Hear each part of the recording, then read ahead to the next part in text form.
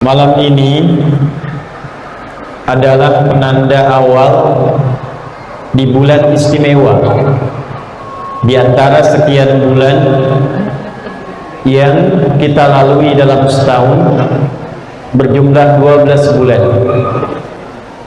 Bulan-bulan yang kita lalui itu ada beberapa yang menarik, yang diistimewakan langsung oleh Allah dalam Al-Quran dan dirinci keistimewaannya dalam hadis-hadis Nabi SAW.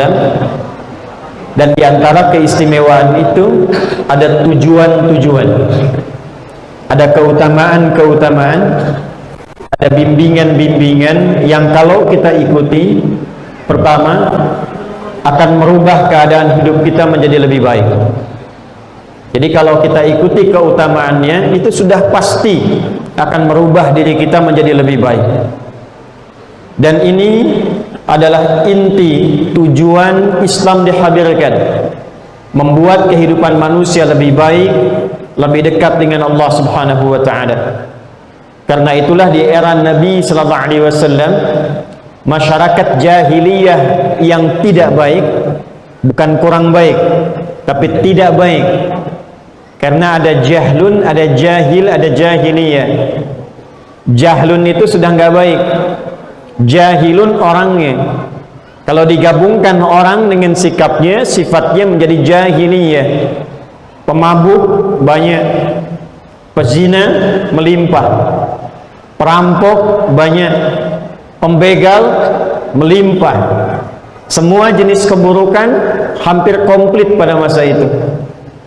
Datang risalah Islam, dibimbing lewat Al-Quran, diajarkan langsung oleh Nabi SAW bagaimana mempraktekkan isi Al-Quran dalam kehidupan. 12 bulan dalam setahun, dilatih di setiap waktu istimewa.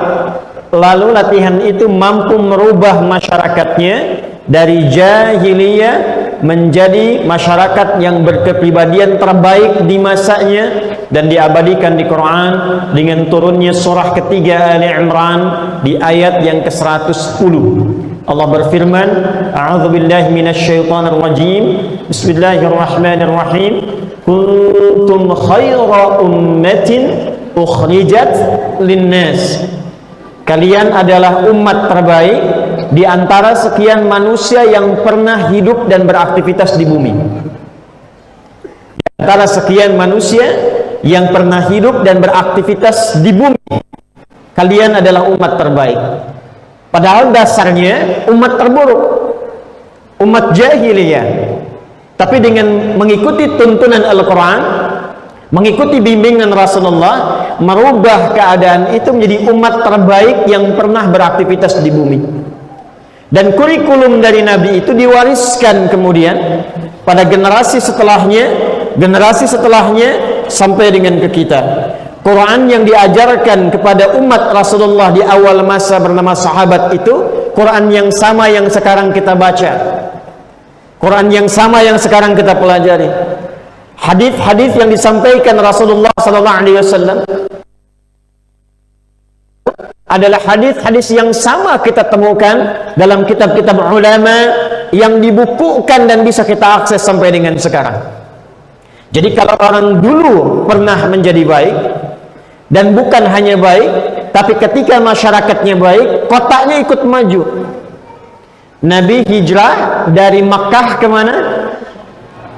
Hijrah dari Makkah kemana? Hijrah dari Makkah kemana?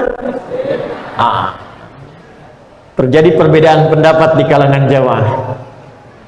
Nabi hijrah dari Makkah bukan ke Madinah asalnya, bukan ke Madinah. Hijrahnya ke Yathrib. Yathrib itu nama salah satu anak keturunan dari Nabi Nuh alaihi salam. Ketika kapalnya sudah merapat, badainya sudah reda, menyebar keturunannya. Di antara anak beliau, keturunan beliau itu ada yang bernama Yathrib nanti, kemudian singgah di satu tempat masih kosong. Maka tempat itu dinamai dengan orang yang pertama singgah padanya. Maka dikenallah wilayahnya dengan nama Yathrib. Jarak Nabi Muhammad SAW ke Nabi Nuh alaihi salam itu banyak sekali, ada rentang sampai 40 generasi kurang lebih. Muhammad SAW bin Abdullah bin Abdul Muttalib bin Hashim bin Abdul Manaf bin Qusay bin Murrah bin Kilab bin Ka'ab bin Ghalib bin Fihir bin Malik bin Nadar bin Kinana bin Khuzaimah bin Mudrika bin Ilyas bin Nizar bin Mudar bin Ma'ad bin Adnan bin Addi bin Adri bin Muqawwam bin Nahur bin Tarikh bin Ya'rub bin Yasjub bin Nabit bin Ismail alaihi salam bin Ibrahim alaihi salam bin Azar atau bin Nahur bin Abir bin Kinan bin Arfakhshad bin Sam bin Nuh alaihi salam bin Mihlail Matushala bin Kinan bin Anwas bin Adam alaihi salam. Coba ulang dia. Yathrib tempatnya belum maju, kotanya masih tertinggal, ekonominya masih di bawah resesi, jauh, pasarnya dimonopoli oleh Yahudi, sengketanya tinggi, 600 tahun, 6 abad, Aus dengan Khazraj gak pernah akur. Kalau ada yang luka di Aus, Khazraj mesti luka. Kalau meninggal di Aus, Khazraj mesti meninggal. Konflik dua kubu besar, gak pernah selesai. Datang Nabi SAW menerangkan isi Al-Quran, menyampaikan bimbingan lewat hadis, melewati hari demi hari, masa demi masa, 10 tahun periode kepemimpinan Nabi, berhasil bahkan hanya dalam 2 tahun merubah dari keadaan yang tadinya tertinggal, ekonominya jauh ke belakang, konflik sosialnya tinggi. Yang pertama terjadi, cuma Nabi datang langsung akur. Akha bainal muhajirin wal ansar, akha bainal aus wal khazraj. Hal pertama yang Nabi lakukan, persaudarakan. Jadi Pak Wawali bisa melihat nih, ya, kalau kotanya ingin maju, berkah, ekonominya berputar tinggi, pengetahuannya tinggi, yang pertama dilakukan, persatukan warganya, satukan, kompakkan, sinergikan. Setelah itu bangun pusat kontrol, supaya warga datang, kalau ingin mengadu tahu tempatnya, kalau ingin cerita tahu tempatnya, kalau punya keluh kesah tahu tempatnya, kalau ingin memohon kepada Rabbnya tahu tempatnya. Maka tidak ada tempat yang bisa mengakomodasi semua kepentingan itu, mendekat kepada Allah, menampakkan nilai sosial, tempat untuk mengadu, tempat untuk bermuamalah dalam konteks kebaikan, dan tempat untuk mendapatkan solusi kecuali masjid. Maka yang pertama dibangun oleh Nabi sallallahu alaihi wasallam di Yathrib adalah masjid. Maka cuma 2 tahun roda ekonomi berputar bagus, masyarakat saling kenal, saling mencintai. Kalau ada orang viral masa itu, kalau ada orang paling istimewa adalah di Yathrib. Kalau ada orang paling jujur, di Yathrib. Kalau ada orang paling dermawan, di Yathrib. Orang paling kompak, di Yathrib. Maka berubah jadi suasana kota yang mencerahkan, yang penuh dengan cahaya. Dalam bahasa Arab, kota yang mencerahkan, penuh dengan cahaya, maka namanya Al-Madinah Al-Munawwarah. Jadi Madinah itu setelah risalah Islam datang, setelah bimbingannya datang.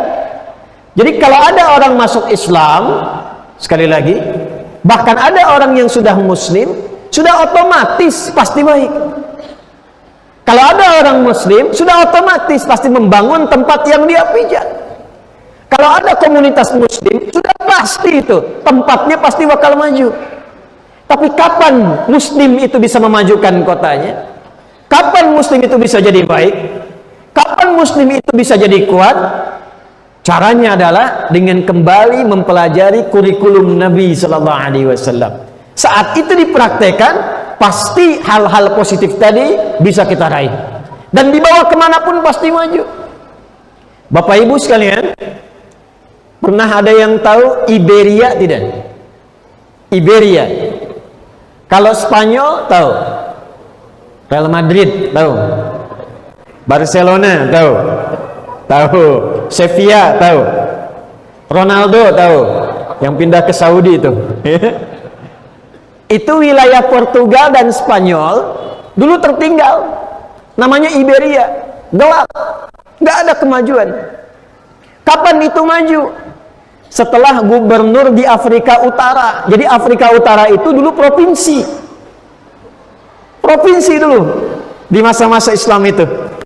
Ya, apa saja nanti daerahnya? Ada Mesir, ada Libya, Tunisia, Maroko, Aljazair. Itu dulu wilayahnya, provinsinya Afrika Utara. Dapat permintaan dari Iberia, wilayah Spanyol, Portugal sekarang, minta dibantu, minta ditolong. Maka dikirimkan 10.000 orang di bawah pimpinan namanya Tariq bin Ziyad. Datang ke sana, dibantu, dibebaskan dari kezaliman, ditata kotanya, sampai maju 7 abad. Tidak ada kota paling indah di Spanyol pada saat itu, bahkan di Eropa, kecuali yang dikenal dengan Andalusia. Istananya, bangunan tata kotanya, arsitekturnya, ya, sampai dengan ke Sevilla, di sana ada istana namanya Alcázar. Sampai dengan sekarang, indahnya luar biasa, arsitekturnya luar biasa, dan ditemukan banyak ulama dan ilmuwan-ilmuwan besar lahirnya di Andalusia. Kapan itu datang? Saat berubah tempatnya menjadi muslim yang benar-benar muslim. Maka pada malam hari ini saya melihat insya Allah wajah-wajahnya ini terlihat, apalagi yang dekat-dekat sini nih ya, sudah semakin bercahaya tuh, kena pantulan lampu ya. Insya Allah dari malam hari ini kita akan belajar yang dengan pelajaran itu insya Allah akan merubah kepribadian kita lebih baik dan memajukan kota yang Allah amanahkan kepada kita untuk berkehidupan di sini. Tidak cukup dengan amin, kita ngaji dulu ya. Baik, di antara kurikulum itu adalah kurikulum pelatihan langsung dari Allah Subhanahu wa taala yang diterangkan detailnya lewat Nabi Muhammad sallallahu alaihi wasallam di waktu-waktu tertentu, khususnya di beberapa waktu yang istimewa, dan kita pada malam hari ini tepat berada di hari pertama di antara sekian waktu dan bulan yang istimewa itu. Pelajaran kita akan memulai dengan Quran surah ke-9 At-Taubah atau Al-Bara'ah ayat 36. Tafsirnya nanti ditemukan dalam Sahih Muslim nomor hadis 1675, riwayat sahabat Abu Bakrah radhiyallahu taala anhu yang bernama asli sahabat Nafi' radhiyallahu taala anhu. Kita mulai dari sini, kita turunkan ayatnya, kita bedah hadisnya, lalu kita turunkan jadi kurikulum kehidupan yang melatih kita selama sebulan ini sebagai persiapan ke bulan berikutnya. Dan kalau benar ini, Ramadannya akan enak sekali dinikmati. Bismillahirrahmanirrahim. Quran surah ke-9 At-Taubah di ayat ke-36. A'udzu billahi minasyaitonir rajim. Bismillahirrahmanirrahim. Inna 'iddatasy syuhuri 'indallahi 12 syahran fi kitabillah. Inna 'iddatasy syuhuri. Aku tegaskan kata Allah. Bu, kalau baca Quran kemudian dibuka dengan kata inna, ini menunjukkan informasinya sangat penting.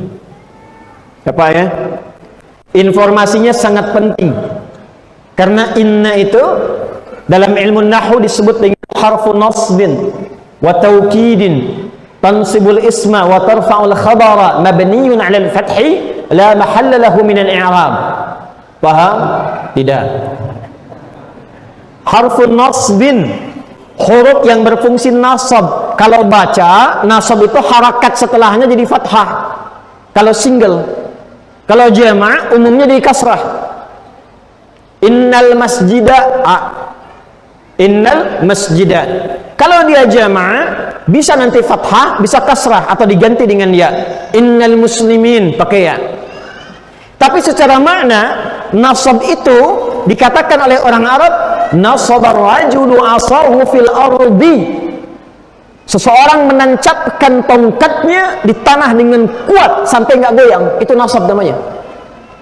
Jadi huruf nasab itu huruf yang menguatkan informasi sampai-sampai saking kuatnya, tancapkan itu dalam jiwa, jangan goyang. Tancapkan dalam hati, kuatkan. Karena itu kalau ada kata inna membuka Al-Quran, inna itu artinya seakan Allah mengatakan, hei hambaku, tancapkan informasi ini kuat dalam hatimu, jangan pernah goyah, karena ada yang penting yang akan aku sampaikan. Inna iddatash syuhur, sungguh kata Allah, aku tegaskan jumlah bilangan bulan yang engkau akan lalui selama setahun itu, indallahi, yang telah Allah tetapkan, isna asyara syahran fi kitabillah, jumlahnya 12. Sebentar ya, kita ngaji untuk menemukan detilnya bahasa Quran. Bapak Ibu, kalau 12 itu jama' atau tunggal? Banyak atau sedikit? Banyak itu bahasa Arabnya jama'. Nah, jama' itu ada dua. Ada menunjukkan banyak tapi bisa terhitung.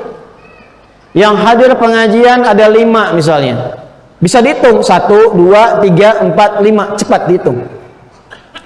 Tapi kalau jamaknya bentuknya cukup banyak, bisa dihitung tapi hitungannya tidak secepat yang lebih awal. Hitungannya lebih kompleks, hitungannya ngukurnya lebih banyak, 1, 2, 3, 4, biasanya di atas 7 ke atas, 7, 8, 9, 10, 12 dan ke atasnya. Itu dalam bahasa Arab disebut dengan jamak kathrah. Yang pertama jamak qillah, yang kedua jamak kathrah. Jamak qillah yang bisa dihitung sedikit dari kata syahrun, satu bulan. Jamak qillahnya ashhur, jamak kathrahnya syuhur.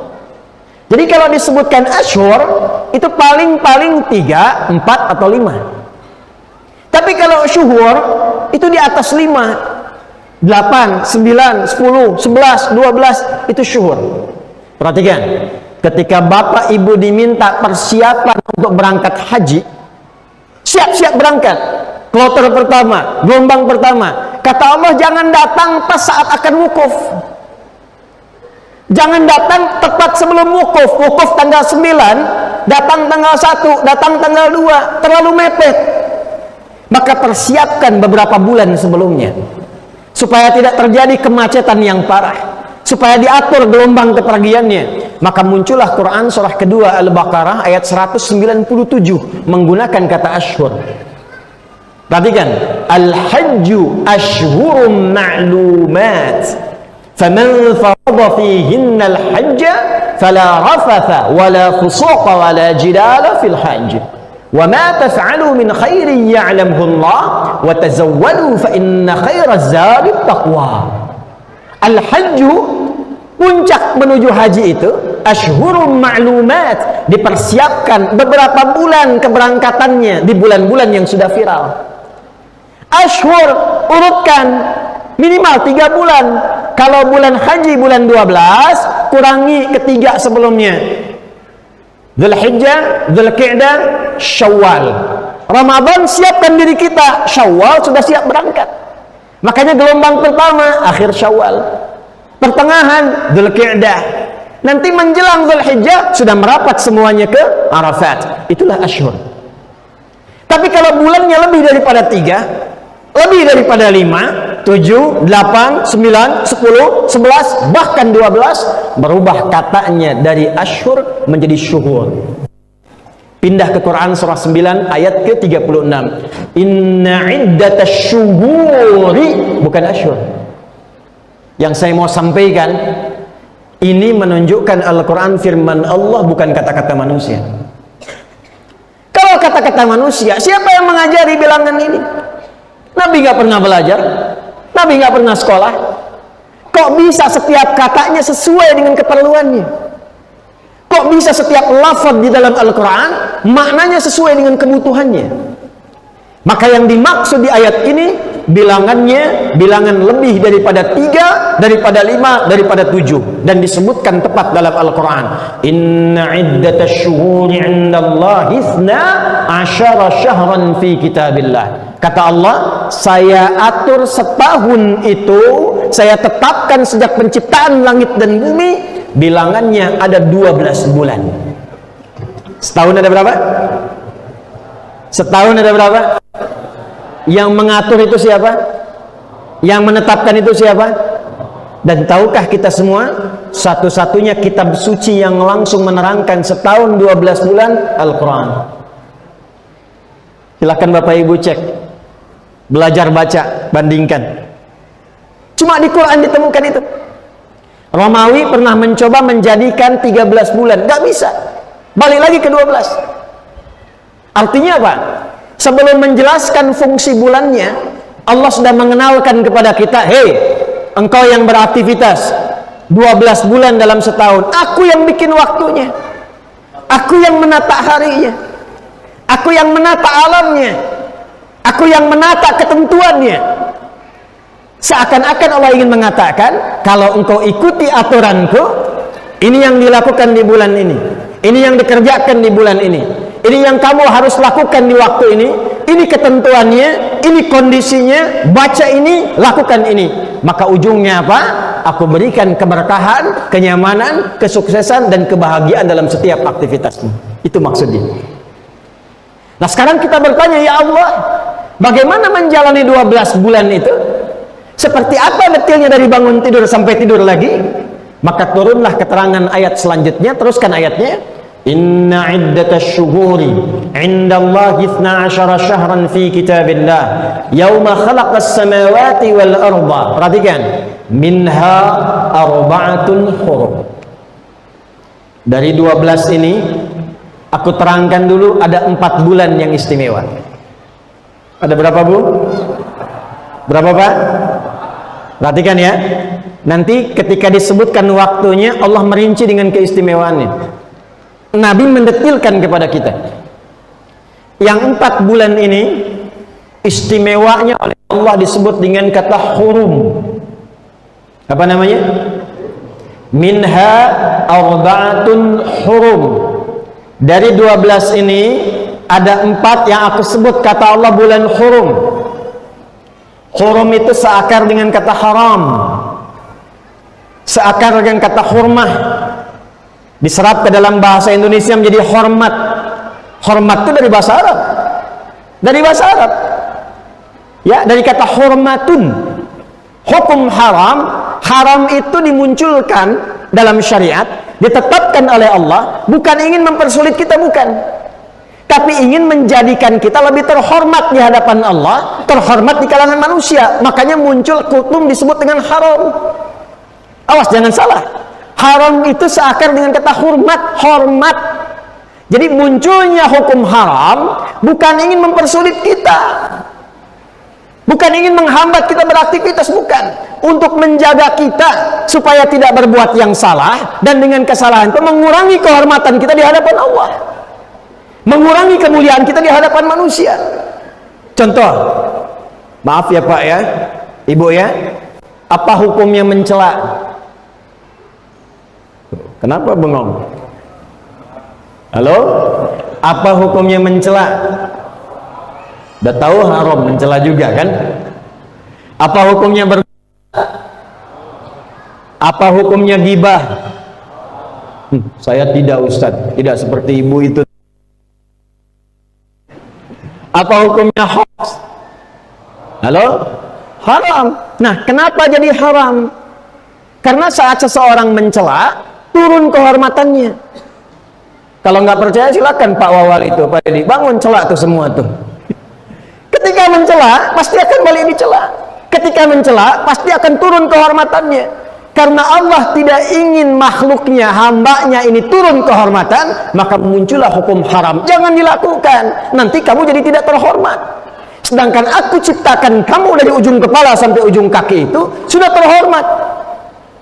Bapak Ibu sekalian, kita ini makhluk mulia. Mulia dengan firman Allah, ingat itu. Sejak Allah mencipta kita, melekat kemuliaan pada diri kita. Tadi dibacakan surat At-Tin, surah 95 oleh imam kita. Itu diawali dengan sumpah risalah Nabi terbesar, Nabi Isa alaihi salam, wat-tini waz-zaitun. Nabi Musa alaihi salam, wa turi sinin. Nabi Muhammad sallallahu alaihi wasallam, wa baladil. Untuk apa 3 sumpah itu? Untuk menunjukkan kemuliaan bentuk tubuh kita saat dicipta. Laqad khalaqnal insana fi Setelah tercipta, diberikan potensi sifat mulianya. Pindah ke Quran surah 17 Al-Isra ayat ke-70. Walaqad Adam wa hamalnahum fil barri wal bahr. Sungguh aku ciptakan semua anak cucu Adam dengan bawaan yang mulia, ujung kepala sampai ujung kaki. Fisiknya paling bagus, makanya disebut bashar. 35 kali disebutkan dalam Al-Quran. Itu pertama diciptakan disebut bashar. Wa idh qala rabbuka lil malaikati inni khaliqum bashara. Quran surah 15 ayat 28. Bashar itu tampilan yang indah, halus, bagus. Nggak percaya? Di Bengkulu ada kebun binatang, Pak. Ada. Coba main ke kebun binatang, Bapak Ibu cocokkan. Kira-kira sama badak kulitnya halus mana? Kita. Sama harimau ganteng mana, Pak? Kita. Sama kuda kira-kira cakep mana? Kita. Ibu kalau lihat monyet kira-kira nih, cakep mana? Cakep ibu kan? Jadi dari semua makhluk ini, kita ini yang terbaik. Saya mau berikan rahasia nih ya, tapi ini diantara kita saja nih. Rahasia pertama, tidaklah manusia itu dicipta, dibentuk, dan bahkan diviralkan oleh Allah penciptaannya di kalangan malaikat dan jin, kecuali dengan semua nilai keistimewaan.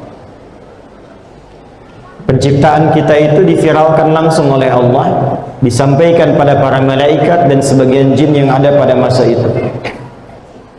Allah sampaikan, wa idh qala rabbuka lil malaikati. Penciptaan kita diviralkan. Jin ikut di situ karena menggunakan metode dzikrul ba'dhi yuradu bihil kullu. Sinekdok pas prototo kalau bahasa Indonesia itu.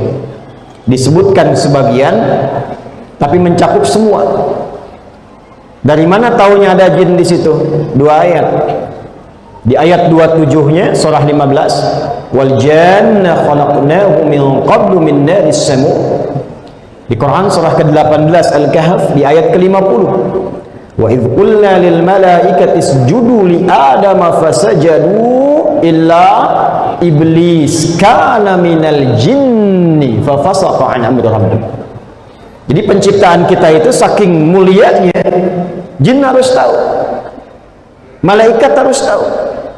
Inni khaliqun basyara.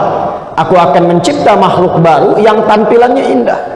Basyar itu yang makhluk yang kulitnya halus, yang tampil indah.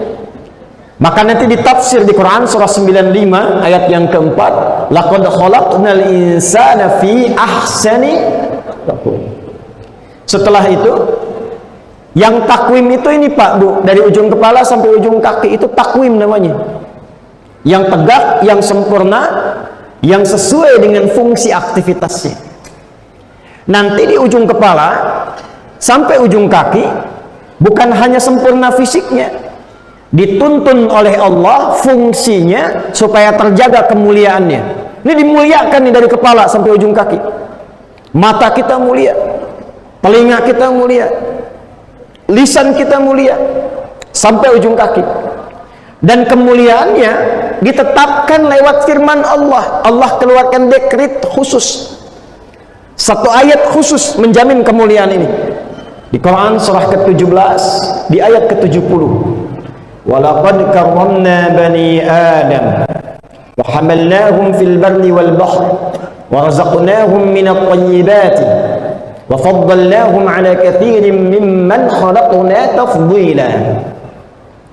Lam dengan qad ketemu, lam saja sudah taukid, qadnya sudah tahqiq. Lamnya menguatkan, qadnya menjamin.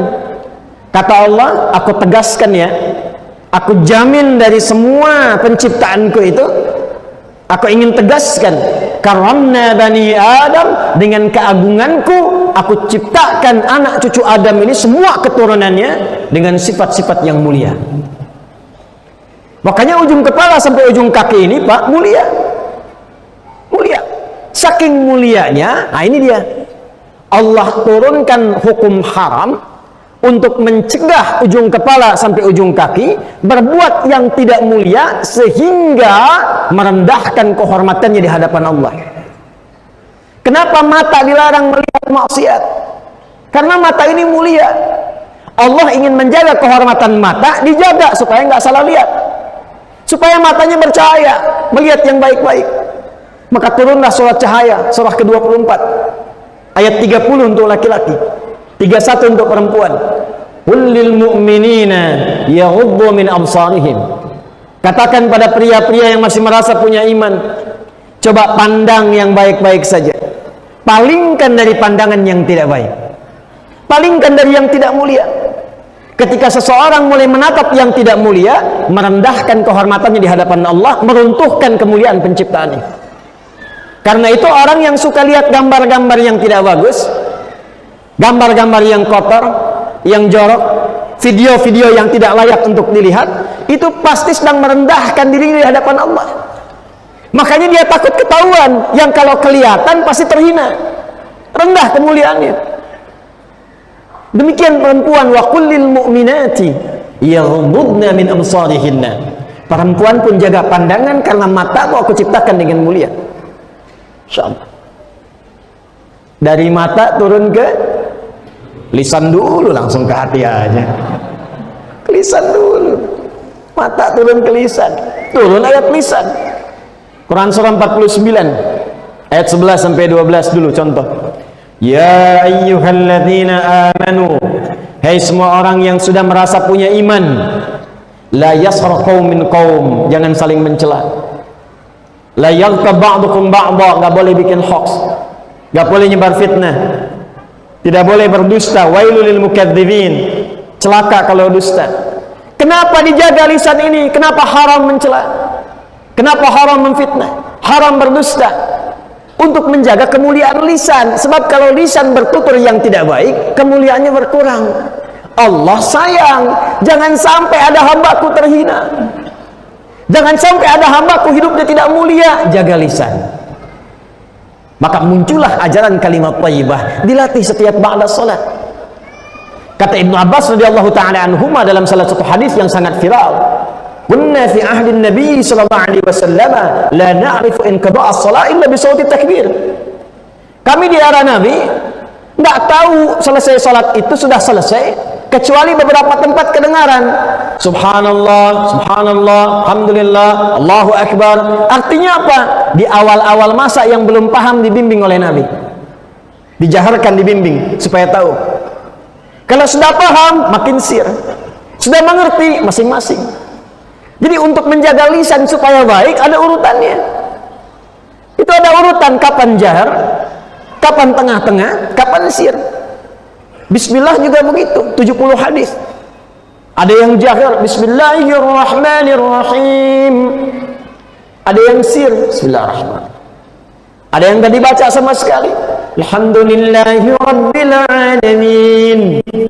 Ada rakaat pertama dibaca, selanjutnya tidak Bismillahirrahmanirrahim, selanjutnya tidak. 70 hadis, 4 cara. Nanti ada yang milih jahar, ada yang sir, ada yang tidak dibaca sama sekali, ada rakaat pertama dibaca, selanjutnya tidak. Latihan dari Nabi untuk menanamkan kalimat bismillah dalam jiwa kita. Kenapa? Karena kita mulia.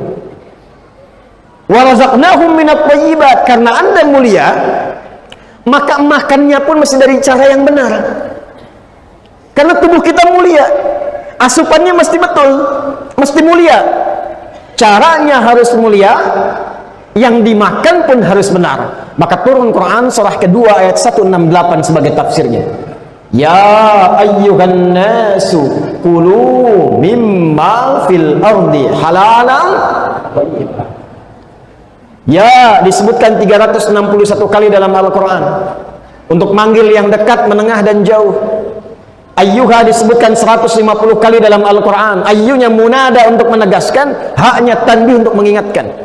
Kata Allah, hei semua manusia dimanapun yang merasa dekat, menengah atau jauh dariku, aku tegaskan, aku ingatkan, kalau cari makan silahkan menyebar. Tidak semua yang di Bengkulu asli Bengkulu. Tadi saya makan salah satu restoran, ternyata dari Bandung. Dapat jodoh di Bengkulu, alhamdulillah. Buka restoran, berkembang. Saya tanya sudah berapa lama di Bengkulu? Alhamdulillah Ustaz, baru 15 tahun. Rizkinya ada di Bandung, dapatnya di Bengkulu. Dia merantau, dapat. Tapi kata Allah apa yang disampaikan? Kulu mimma fil ardi halalan thayyib. Carinya dengan cari yang halal. Kenapa? Karena Anda mulia. Jangan cari dengan yang haram, nanti kemuliaannya runtuh. Makanya di Islam dilarang mencuri, dilarang korupsi. Oh lihat, jangan korupsi Pak. Kita ingatkan mumpung ada di sini kan ya. Iya. Pak Gubernur kita ingatkan jangan korupsi. Kenapa? Karena mulia. Sebab kalau itu dilakukan pasti merendahkan kemuliaan. Bahkan kalau ngaji Qur'annya lebih dalam lagi, setiap jabatan dilekatkan, keluarga terbawa. Jadi kadang-kadang psikologi Quran bilang begini, hati-hati kalau berbuat salah. Kamu yang salah, anakmu bisa kena. Bapaknya yang korupsi, anaknya yang dibully. Tetangganya main lato-lato. Hati-hati. Makanya pikir-pikir dulu. Ibu juga begitu, karena di Quran psikologinya gitu Bu. Kalau suami yang punya jabatan, istrinya juga melekat. Coba, bapaknya yang RT, ibunya ibu, padahal namanya Yeti itu. Jadi ibu RT coba, padahal yang RT bapaknya. Yang wali kota bapaknya, ibunya ibu wali itu. Jadi ketika ibu tidak bisa mengontrol perbuatan, suami kena. Dan problemnya di Quran, wanita diberikan dua nama. Kalau sendirian disebut mar'ah, kalau banyakan disebut nisa. Kalau sendirian disebut apa? Mar'ah, dari kata muru'ah, yang senang tampil indah dan terhormat. Seakar hurufnya dengan mir'ah, cermin. Mir'ah cermin, mar'ah perempuan. Makanya perempuan dekat dengan cermin. Itu normal. Mau kesini ngaca dulu, di jalan lihat spion mobil ngaca lagi, mau masuk lihat handphone ngaca lagi, tidak apa-apa, itu mar'ah. Tapi kalau banyakan jadi nisa. Nisa itu seakar dengan nasa, sifat gemar cerita, mencurahkan apa yang dirasakan. Turun Quran surah 4 ayat 34. Fassalihatu qanitatun hafizatun lil ghaibi bima hafizallah. Kadang-kadang lupa yang dicurhatin itu hal yang tidak seharusnya dibuka. Judulnya pengajian tuh, ketemu sama temen. Apa kabarmu? Alhamdulillah baik. Gimana keluarga? Anak-anak sehat? Suami gimana? Itu masalahnya tuh. Mulai itu. Sekarang nggak pengajian bikin status sendiri kan? Itu yang bahaya tuh. Hati-hati. Salah langkah, yang lain kena. Wa razaqnahu minat thayyibat. Wa faddalnahum ala katsirin mimman khalaqnahu tafdila. Dan semua makhluk yang ada itu yang pernah aku cipta, manusia ini makhluk unggul. Yang bibit unggul itu kita, Pak, bukan tumbuhan. Ini bibit unggul ini, makhluk unggul, ujung kepala sampai ujung kaki terhormat. Dan ada ujian. Kalau malaikat terhormat, wajar karena nggak diuji, sifatnya cuma takwa. Jaminannya Quran surah 66 ayat yang ke-6. La ya'sunallaha ma amarahum wa yaf'aluna ma yu'marun. Malaikat tuh nggak kenal salah, kata Allah. Dan tupoksinya pasti benar, nggak akan tertukar. Nih contoh. Pernah dengar malaikat Jibril korupsi ayat? Pernah? Nggak pernah. Pernah dengar malaikat Israel, malaikat maut tertukar mencabut nyawa? Nggak ada. Jibril, saya bosan lihat Firaun, kamu aja yang cabut deh. Nggak ada. Tetap yang nyabut malaikat maut. Quran surah 32 ayat 11. Qul yatawaffakum malakul mautil ladzi wukila bikum. Ini kalau malaikat itu pintar, malaikat itu soleh, wajar tercipta dengan sifat takwa namanya, soleh terus. Malaikat nggak kenal salah, lawannya setan, setan nggak kenal benar. Makanya malaikat di Quran disebutkan 88 kali, setan disebutkan 88 kali. Setan nggak kenal benar, malaikat nggak kenal salah. Manusia di tengah-tengah punya takwa dorongan malaikat, punya fujur yang diwaswasi setan. Quran surah ke-91 ayat 7 sampai dengan 8. Wa nafsin wa ma sawwaha fa alhamaha fujuraha wa taqwaha. Manusia manusia tengah-tengah. Makanya manusia itu kalau soleh di atas malaikat, karena untuk soleh itu ada ujian. Awal-awali ada proyek nih, renovasi Masjid At-Taqwa. Datang satu vendor, Pak, kami Pak kalau bisa dipilih, ada komisi Pak 100 juta. Maaf ya, jari saya ini jadi tahiyat, tidak akan pernah dipakai maksiat, nggak mau saya. Alhamdulillah. Tapi kata bosnya naik 1 miliar Pak. Tunggu sebentar, saya istihoroh dulu. Gak boleh ada istihoroh Pak dalam maksiat. Jaga. Jadi ada tantangan. Jadi kalau beliau ini mau berbuat baik, belum tentu bisa langsung itu. Ada godaan dulu, ada perasaan dulu, ada hambatan dulu, ada malasnya dulu. Apa Anda kira mau ke sini langsung bisa berangkat? Allah uji lewat hujan gerimis dulu. Berangkat nggak tuh? Aduh, gerimis ya. Jadi datang nggak ustadznya? Ustadz datang, kencengin lagi hujannya. Kalau perlu badain dikit pakai angin. Bertahan nggak? Masih mau ngaji nggak? Jadi kita ini jadi soleh karena ada ujian. Maka wajar ketika Adam alaihissalam dicipta dan saleh, malaikat sujud. Kita ini mulia, dan kita harus menemukan kemuliaan itu. Kita harus menggali kemuliaan itu. Kalau tidak, dikuasai setan nanti. Memang setan gak kenal benar, taunya salah terus. Tapi ada malaikat yang gak kenal salah, taunya benar terus. Kita di tengah-tengah. Gali potensi takwanya, redam potensi fujurnya. Kapan itu bisa dilakukan? Seperti apa caranya? Itulah pembahasan inti malam kita dengan turunnya Quran surah 9 ayat 36 itu. Jadi tadi dari awal sampai sekarang baru muqaddimah kita itu. Sekarang baru kita mulai. Maka kembali ke Quran surah 9 ayat 36. Inna iddatasy syuhuri 'inda Allah 12 syahran fi kitabillah yauma khalaqas samawati wal arda minha arba'atun hurum. Kata Allah, aku desain 12 bulan itu kalian beraktivitas, silahkan sampai ketemu ajal. Tapi di antara 12 itu ada bulan latihan. Bulan latihan untuk menjaga kehormatan. Namanya bulan hurum. Ada 4 bulan. Berapa bulan? 4. Apa saja 4 bulan itu? Lihat tafsirnya dari Nabi. Dan lihat bagaimana Nabi membimbing umatnya dari tafsir itu. Pindah ke Sahih Muslim, karena kalau tafsir pasti di hadis. Sebentar, kita kenali dulu ya. Nama kerennya konfigurasi. Ya, konfigurasi itu bentuk, tata. Seperti apa kitab hadis itu, kayak supaya kenal dan tahu cara berinteraksinya. Jadi ada 4 secara umum kitab hadis itu namanya, secara umum. 1 kitab jami'. Kitab apa? Jadi bukan hanya masjid yang jami'. Kitab hadis ada yang jami'. Contohnya apa? Al-Bukhari, Sahih Muslim, itu kitab jami' namanya. Kitab jami' itu kitab hadis yang menghimpun banyak tema, banyak topik secara umum. Biasanya topik-topik terkait dengan kebiasaan Nabi. Selama 24 jam Nabi kerjakan apa? Dipilih tema-tema sesuai dengan profesi kita. Itu kitab jami' namanya. Makanya Sahih Al-Bukhari, nama aslinya, nama kitabnya itu Al-Jami' As-Sahihil Musnad Al-Mukhtasar min umuri Rasulillah sallallahu alaihi wasallam wa sunanihi wa ayyamihi. Itu nama aslinya. Kita coba ulangi.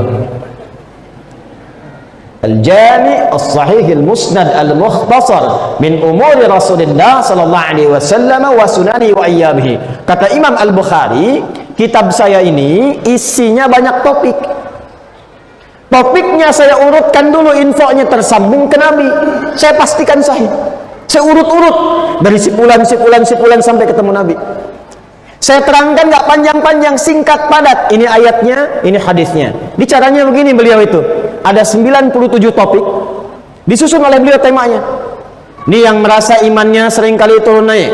Kayak lift, naik turun, naik turun, naik turun. Kalau sedang naik, semangat sholat sunnah dikerjakan. Kalau sedang turun, jangankan sunnah, subuh terlambat, fardu kadang-kadang terlambat. Gimana supaya naik gak turun-turun? Maka topik kedua namanya Kitabul Iman, topik menjaga iman. Ada 57 hadis. Dibagi subtopik, subtema. Ini ayatnya, ini hadisnya. Ini ayatnya, ini hadisnya. Cara menjaga iman dengan amalan fisik bagaimana? Cara menjaga iman dengan amalan harta bagaimana? Cara menjaga iman dengan menjaga maksiat supaya tidak terjerumus bagaimana? Kitabul Iman. Saya lihat ada adik-adik nih yang belajar di kampus. Gimana supaya belajarnya cepat? Cepat paham, cepat mengerti, cepat ingat, tidak lupa. Cepat mengerti, tak lupa-lupa. Kan ada yang cepat ingat, cepat lupa. Cepat ingat, lambat lupa, kan? Lambat ingat, lambat lupa. 4, lambat ingat, cepat lupa. Itu musibah. Seterangkan sudah 2 jam, paham? Tidak. Begitu mau pulang, ingat, keluar, lupa. Nah, ini ada yang kelima, cepat ingat, gak lupa-lupa. Jadi mau lupa susah. Mau lupa susah, bukan mau ingat. Biasanya utang kan begitu Pak ya? Ah, ini ilmu. Gimana caranya? Kitab yang ketiga, Kitabul Ilmi, baca itu. Ada 97 topik dari kebiasaan Nabi, ya, wasunani dan sunnah-sunnahnya dikumpulkan oleh beliau. Sahih Muslim juga begitu. Nah, ini Pak Wali ini sama Pak Wali bisa duduk-duduk sambil i'tikaf ngaji Sahih Muslim Pak. Ngaji Sahih Al-Bukhari, ada Kitabul Imarah namanya, kitab tata kelola pemerintahan. Bagaimana memerintah yang berkeadilan. Bagaimana memanfaatkan potensi masyarakat. Ini Bapak nih kalau lihat berapa potensi zakatnya nih di Bengkulu tuh. Tapi lihat formulasinya, bagaimana menyalurkan zakat dengan benar supaya tertata, supaya bagus. Tukhadhu min aghniyaihim wa turaddu ala fuqaraihim. Ada berapa kecamatan? 9 kecamatan. Lihat potensi zakatnya. Yang di kecamatan A ambil dari yang sudah berhak mengeluarkan di situ, kembalikan ke situ dulu. Jangan ke pusat dulu. Salurkan di situ, lebihnya baru kumpulkan di kota, subsidikan ke bagian-bagian wilayah yang lainnya. Bagaimana disampaikannya? Nanti ada babnya lagi. Ini yang untuk support untuk berusaha, ini yang support pendidikan, ini yang support karena tidak ada pekerjaan, ini yang mohon maaf, yang ditinggal suami, ada janda-janda, ada yatimnya, ada formulasinya. Nah, sekarang kadang-kadang baru keluar di store ke pusat. Daerahnya mau butuhkan sesuatu, potensi zakat 1 miliar, setorkan ke pusat. Ada permintaan di sini 500 juta, bikin proposal, keluar 300. Nah, itu yang kita dapatkan tuh ilmunya tuh. Balikkan. Wa razaqnahum minat thayyibat wa faddalnahum ala katsirin mimman khalaqna tafdila. Balik. Kembali ke Nabi sallallahu alaihi wasallam, itu kitab pertama Sahih Muslim. Kedua kitab Sunan namanya. Kitab Sunan. Sunan itu kitab hadis yang disusun berdasarkan urutan fikih. Dikala antum mau ngaji bab taharah, cara wudhu yang benar bagaimana? Cara sholat dari awal sampai akhir bagaimana? Di Al-Bukhari itu masih umum. Sahih, iya betul sahih, paling sahih. Tapi babnya belum tentu mencakup semua. Karena urutannya masih umum. Cari kitab Sunan. Sunan Abu Daud, Sunan At-Tirmidzi, Sunan An-Nasai. Ya, kalau Sunan Kalijaga nggak ada di situ ya. Dan Gunung Jati nggak ada, itu yang ngajarkan. Kitab Sunan. Contoh. Antum kalau i'tidal baca apa? I'tidal barusan tadi baca apa? Sami'allahu liman hamidah, Rabbana walakal hamd. Kemudian mau sujud. Habis i'tidal itu ruku apa tahiyat? Sujud, alamak amat ya. Habisnya tidak sami'allahu liman hamidah, sujud. Ini saya tanya, kalau mau sujud pakai telapak tangan dulu, pakai lutut dulu? Yang telapak tangan angkat tangan coba. Yang lutut, yang semuanya.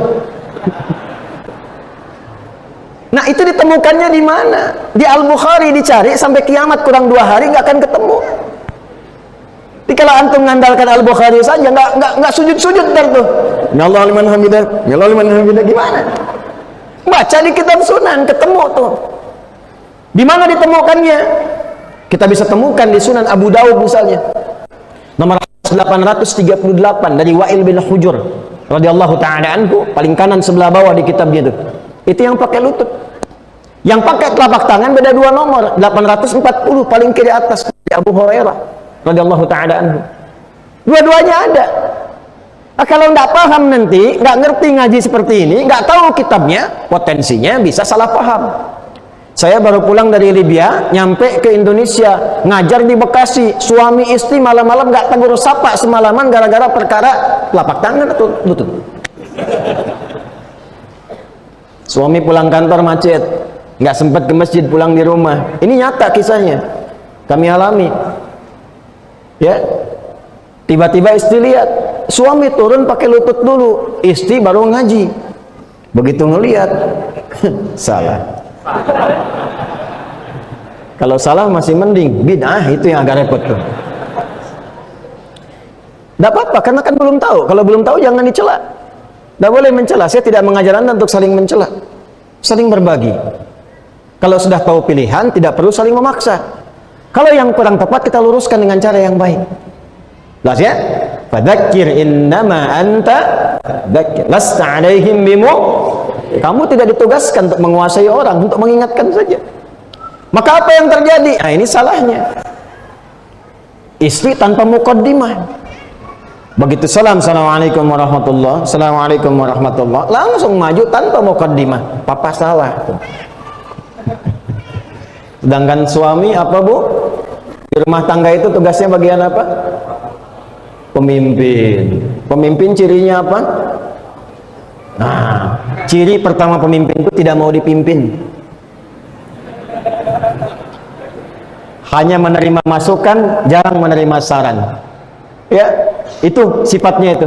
Tapi itu sifat bagus untuk pemimpin. Karena itu diberikan masukan yang positif. Nah, ini cara masuknya salah. Papa sholatnya salah. Suami defense. Kenapa emang mah? Harusnya tadi waktu sujud bukan lutut dulu, telapak tangan dulu. Langsung suami balas, mama yang nggak baca hadis. Padahal dua-duanya nggak tahu hadisnya. Tempat A, suami ngaji tempat B, nggak ketemu tuh dua-duanya. Datang ke saya besok itu semalaman nggak tegur sapa, udah. Padahal suami baru pulang kerja, udah bini begitu, udah sholat, udah mau bareng-bareng, nggak tegur sapa, nggak saling tengok, cuman tangan. Tahu, begitu tanya, begitu saya senyum. Saya bilang, Bapak yang pakai lutut di Sunan Abu Dawud nomor hadis 838 nih, paling kanan sebelah bawah. Kitabnya begini, dari Wa'il bin Hujr radhiyallahu taala anhu. Ibu yang pakai telapak tangan dari sahabat Abu Hurairah nomor hadis 840. Nih ke atas, cuma beda 2 nomor. Oh, gitu ya Pak Ustaz. Senyum pulang. Cuma beda 2 nomor. Wa'il masuk Islam dari awal-awal sebelum Abu Hurairah. Nabi masih segar. Ikut perang Badar, ikut perang Uhud, ikut perang Tabuk, segar. Lihat Nabi sholat, sujudnya pakai lutut. Abu Hurairah masuk Islam 3 tahun sebelum Nabi meninggal, tahun 7 Hijrah. Nabi SAW wafat usia kurang lebih 63 tahun. Jadi kalau 3 tahun sebelum meninggal, usia berapa? 60 tahun. 60 tahun itu penyakitnya klasik, pasti lutut. Makanya banyak riwayat Nabi sholat kadang pakai tongkat, kadang nyandar ke tiang, lututnya mulai bermasalah. Makanya saat turun pakai telapak tangan. Tapi 2 hadis ini ingin menunjukkan bahwa problemnya bukan tua atau muda. Jadi jangan disimpulkan kalau ada anak muda dia sujud pakai telapak tangan, Anda lihat tua nih. Bukan, itu salah. Ya. Kaidahnya al-ibratu bi'umumil lafzi la bi khususis sababi. Lafadznya, maksudnya apa? Untuk memudahkan. Kalau Anda mau pakai lutut, boleh. Lutut bermasalah, pakai telapak tangan. Sebab kalau nggak dijelaskan susah. Lengan bermasalah, telapak tangan, pakai lutut. Jadi yang pakai lutut benar, yang pakai telapak tangan benar, yang salah yang pakai kepala duluan itu yang bid'ah. Nah, itu kitab Sunan namanya. Nah, ini Anda kalau mau belajar sirah, cari hadis. Ini saya mau ingin anak saya seperti Ibnu Abbas radhiyallahu taala anhuma, meriwayatkan 2000 hadis. Saya pedagang nggak sempat banyak lihat ta'lim, nggak sempat banyak ngaji, tapi anak saya harus dapat. Mana Ibnu Abbas itu hadisnya radhiyallahu taala anhuma. Saya pengen seperti Sayyidah Aisyah, kata ibu, yang rajin, bisa ngajar ke depan. Berapa banyak hadis diriwayatkan? Maka cari kitab namanya Musnad. Namanya apa? Musnad. Contohnya Musnad Imam Ahmad bin Hanbal. muridnya Imam Syafi'i. Nanti kalau kita mau nyari hadis, wah ini kata hadis kata Pak Ustaz, di mana ada hadisnya? Innamal a'malu binniyat. Mau dicari, cari kitab Mu'jam namanya. Ada 4. Nah, sekarang ini ayatnya Quran surah 9 ayat 36, hadisnya kita lacak di hadis Muslim. Nomor hadis 1675. Kalau mungkin nanti ada beda, misalnya cetakan karena Anda mukhtasar misalnya, nah maka cari rawinya namanya Abu Bakrah radhiyallahu taala anhu. Nama aslinya Nafi' radhiyallahu taala anhu. Langsung saya bacakan cepat ya. Maaf sebelumnya saya tanya dulu, kita sampai jam berapa ini? Ya, ada apa-apa. Yang penting Anda nyaman ya, insyaallah. Silahkan Anda sampai subuh, saya jam 9 pulang. Malam ini khusus kita informasi, besok kita tanya jawab. Besok dana materi. Besok tanya jawab. Ya, saya tanya Anda jawab ya. Besok di Masjid Taqwa juga gitu ya. Cuma beda tempat tapi kita diskusi. Besok libur ya? Insyaallah ya. Baik. Lanjut dulu. Qala haddatsana qala Rasulullah sallallahu alaihi wasallam. Langsung ke Nabi sallallahu alaihi wasallam. Perhatikan. Inna zamana qad istadara ka hayati. Perhatikan baik-baik. Waktu itu akan terus berputar seperti asalnya. Yauma khalaqas samawati wal ard. Ketentuannya telah ditetapkan sejak bumi dicipta. Jadi Pak Ibu, kita itu akan menjalani waktu setiap hari begitu aja. Sekarang malam nih Bu, Pak. Besok ketemu malam lagi. Waktunya netral. Yang merubah keadaan itu aktivitas kita. Jadi besok tuh sama aja. Sekarang 8.42 malam PM, besok ketemu waktu begini juga, pas di waktu yang sama. Terus tuh pindah menit, pindah detik. Waktu nggak berubah, begitu aja, berputar aja. Yang merubah keadaan tuh kita. Saya waktu kesini, waktu Tanwir Muhammadiyah kan belum ada ini nih. Sekarang ada ini. Besok-besok mungkin akan lebih bagus lagi kanan kirinya. Nggak cukup dengan amin, kan Bapak nanti yang wujudkan. Insya Allah. Ya, besok mungkin ada payung di luar, gitu kan? Insya Allah yang kalau ada kajian Jumat berkah ada sarapannya, ya. Amin. Insya Allah. Tapi saya sudah dengar programnya, Masya Allah luar biasa, Pak. Nanti kita sinergi itu ya. Nanti di akhir aja saya sampaikan. Balik lagi. Nah, jadi kalau kita nggak manfaatkan waktu dengan baik, rugi. Kalau kita ingin mengisi waktu untuk dimanfaatkan, berubah namanya dari zaman menjadi asrun. Orang Arab mengatakan al-waqtul ladzi yu'asiruna fahuwa asrun. Waktu yang kita isi, yang sekarang kita manfaatkan, diisi dengan aktivitas, namanya asr. Mau apa nih? Harus punya rencana. Harus punya rencana, siapkan dari malam ini. Besok mau ngapain? Besok jamaah di mana subuh? Infak di mana? Jam 7 kerjakan apa? Jam 8 bagaimana? 9 seperti apa? Harus punya rencana. Makanya sholatnya disebut subuh dari kata asbah. Quran surah 81 ayat 18. Was-subhi idza tanaffas. Kalau sudah subuh mesti jelas rencananya. Eksekusi. Tanafas itu mulai aktivitas. Ya, tumbuhan keluarkan oksigen. Matahari bersinar membelah kegelapan malam, itu tanafas. Was-subhi idza tanafas. Nah, kita manusia makhluk mulia sudah punya rencana. Dari mulai subuh ada kegiatan apa yang mau dikerjakan. Itu kita bawa menghadap Allah, kita sholat, minta petunjuk, minta kemudahan. Aktivitasnya sudah ada. Siapkan dari sekarang. Nah, isi, itulah muslim. Kalau tidak dikerjakan demikian, nggak tahu nanti. Jam 7 nggak tahu mau kemana. Besok nggak tahu bangun jam berapa. Malam nanti mau tahajud atau tidak. Coba saya tanya ya. Jawab masing-masing di hatinya saja. Besok mau baca Quran berapa ayat? Siapa yang mau ke surga angkat tangan? Yang surganya Firdaus. Yang pengen ketemu Nabi. Angkat tangan tinggi-tinggi. Ditanya besok mau baca Quran berapa ayat, gak bisa jawab. Ini kadang-kadang gak adil. Kan yang mengangkat kita tinggi itu Quran kita. Kan Quran kita tuh. At-Tirmidzi nomor hadis 2915 kan? Ya, Iqra warfa, Iqra warfa, fa inna akhira qira'atika akhir manzilatika fil jannah. Nanti saat masuk surga itu, setiap naik baca Quran yang biasa engkau bacakan di dunia. Itu yang menentukan naik lagi, naik lagi, naik lagi. Kayaknya anak-anak kecil di Palestina itu anak-anak kecil tuh, kecil. Kalau sudah hafal 30 juz, itu dadahin, bercandanya begini ke teman-teman yang belum hafal. Nanti kalau saya di surga tempat yang tinggi, saya dadahin kamu di bawah ya. Yang di bawah itu yang didadahin tuh 15 juz, 20 juz. Tuh. Yang di atas 30 juz. Bukan juz 30. Tapi kebiasaan baca nanti dibagi 3. Ahlul qiraah, ahli baca, ahlul tilawah, ahli faham, ahlul hifzi, ahli hafalan. 3 kemuliaan.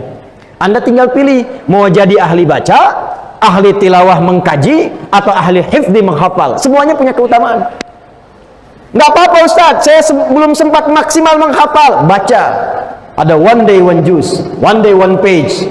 1 hari 1 halaman. Ya, 1 hari 1 juz, biasakan. Muliakan diri kita dengan itu, isi. Yang penting tahu apa yang mau dikerjakan. Kalau kata orang Cicahem, orang Bandung, jangan kumaha engke kumaha. Ya, jangan bagaimana nanti bagaimana. Itulah asrun. Makanya ada asrun dengan kerugian namanya khusrun. Wal asr innal insana lafi illa alladzina amanu wa amilus shalihat. Itu Quran surah 103. Balik. Nah, cara kita mengisi waktu itu diatur oleh Allah. Berputar-putar 24 jam hari. Putar-putar alhamdulillah, hari jadi pekan. Putar-putar pekan jadi bulan. Putar-putar bulan jadi tahun. Setahun, teruskan hadisnya, as-sanatu 12 syahra. Setahun peredaran waktu itu kalian beraktivitas 12 bulan. Perhatikan redaksinya. Di Quran langsung. Perhatikan kalimatnya. Inna iddatash syuhur 'indallahi 12 syahran fi kitabillah. Kalimat nabinya menjelaskan ayat ini, perhatikan detil lafadznya. As-sanatu. Di bahasa Arab itu ada amun, ada sanah, itu beda. Jadi kalau yang senang ngaji kitab, cari kitab namanya Al-Furuq Al-Lughawiyah karya Syekh Abu Hilal Al-Askari. Atau cari kitab yang kecil namanya At-Tadribatil Lughawiyah karya Syekh Abdul Latif Ahmad As-Suwaidif. Itu perbedaan kata-kata yang kelihatan sama maknanya tapi beda lafadznya. Apa beda qiraah dengan tilawah? Di Quran sama-sama baca. Apa beda ada dengan terjemahkan sama-sama duduk? Apa beda sanah dengan amun diartikan tahun? Kalau tahun ketemu tahun tapi enggak isi waktunya. Contoh begini, contoh. Sekarang hari apa? Hari Ahad ya, Ahad malam nih, Ahad malam. Tahun berapa? Ambillah misal Masehi 2023 atau tahun 1444 Hijriah. Tahun depan insya Allah kita ketemu lagi di tempat yang sama, di hari yang sama. Nah, kalau kita ketemunya di tahun yang sama, di hari yang sama, cuman waktunya belum tentu sama, itu namanya. Jelas. Tapi kalau tahun depan kita ketemu di tempat yang sama, di hari yang sama, di waktu yang sama. Sekarang 24/9, nanti tahun depan pas 24/9 di hari yang sama. Itu sanah namanya. Sanah. Awas. Kalau lalai beraktivitas karena ngantuk atau karena yang lain, itu disebut sinah. Allahu la ilaha illa huwal hayyul la ta'khudhuhu sinatun wala. Allah nggak lalai. Kenapa pakai sinah? Untuk menunjukkan, hey, sepanjang kamu beraktivitas, mau sedetik, semenit, sejam, sehari, sepekan, sebulan, sampai setahun, sampai berputar ketemu lagi, aku tidak akan lalai melindungi dan mengawasi engkau. Itu maksud ayatnya. Makanya ayat itu menjadi ayat perlindungan. Setiap ada sesuatu godaan yang menyulitkan, baca ayat itu. Ya, di setiap tempat. Tadi bangda sholat kita latihan kan, ada dalil itu ayat kursi, ada dalil ya, ada hadisnya. Setiap selesai sholat, mau tidur baca ayat kursi. Ada gangguan pekerjaan pak, dorongan, ngasih proyek yang nggak jelas apa, provokasi nih, pakai ayat kursi. Kalau nggak mempan pakai ayatnya, lempar pakai kursinya sekalian pak. Ya, terus perhatikan, minha arba'atun hurum, cepat.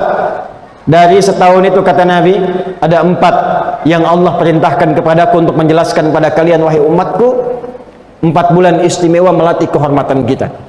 Talatun mutawaliyat. 4 itu dari 4 itu 3 berurutan. 3 berurutan. 1 Dzulqa'dah atau Dzulqi'dah. Sudah? Bisa disebut Qa'dah, bisa disebut Qi'dah. Walaupun secara bahasa Qi'dah, tapi lafal hadisnya Qa'dah. 1. Bulan keberapa Dzulqa'dah? Dzulqi'dah? 11. Kalau berurutan berarti maju. 11, kemudian 12. Kemudian Dzulhijjah. Kemudian selanjutnya apa? Setelah 12 berapa? 1. Bulan 1 apa? Pakai Al-Muharram. Apa? Gini. Kalau Muharram itu perbuatannya, hukumnya haram. Waktu kita berlatih meninggalkan yang haram itu pakai Al depannya. Contoh gini, mabuk, perbuatannya muharram, diharamkan. Hukum mabuk haram. Zina muharram, hukumnya haram. Kalau kita ingin berlatih meninggalkan itu sejak awal waktu, di awal bulan, awal tahun, maka tambahkan Al di depannya, Al-Muharram. Bulan kita berlatih meninggalkan segala yang diharamkan oleh Allah. 3 berurutan. Nah, gitu ngajinya. Nah, itu nyambung. Makanya setelah itu Safar. Apa itu Safar? Safar itu dari kata sifrun. Dulu zaman Nabi, bahkan di jahiliyah, orang-orang sejak bulan Safar meninggalkan Hijaz, meninggalkan Mekah untuk dagang. Sehingga seakan-akan tempatnya kosong, disebutlah Safar. Sifrun untuk mencari safra. Safra itu yang kekuning-kuningan, emas. Ya. Nanti waktu Islam tetap ditetapkan waktunya, namanya Safar juga. Berubah maknanya, menunjukkan kesan yang baru. Orang yang biasa meninggalkan yang haram, tinggalkan, maka sifrun, kosong dosanya, 0. Karena sudah diampuni oleh Allah Subhanahu wa taala. Cepat.